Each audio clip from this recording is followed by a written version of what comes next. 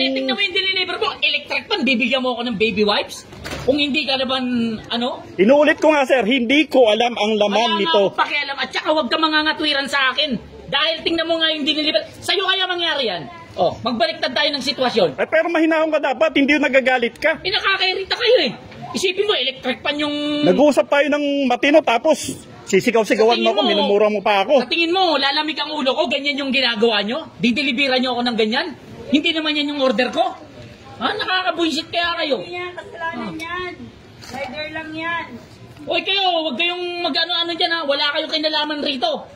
Kayo, mga chismosa kayo eh. O sige, kung ikaw tama, sige na.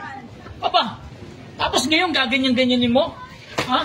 O, Sige na, para manahimik ka na. Ha? Ganun-ganun na lang yan. Yung Para pinayos manahimik ka na, alis na ako. Aba, dapat lang yan. Kayo, nagdi-deliver kayo, mali-mali. Palibasa, wala kayong mga pinag-aralan. Ganyan kayo makasta. Sige, manlait ka pa. Sige lang, okay lang. Kayo dito magdi-deliver kung ganyan yung gagawin nyo. Wala kayong ano, pabidyo-bidyo ka pa, pabidyo-bidyo ka pa. Siyempre, ebidensya ko to. Bakit ba? O, bakit May karapatan bidyo ako. Gusto mo kasuhan kita? O, di ko, magkaso ka. Ha? Sige, magkaso ka. Kapal, kapal na mukha mo. Kapal na mukha. Grabe ka. Ganyan-ganyan ka pa.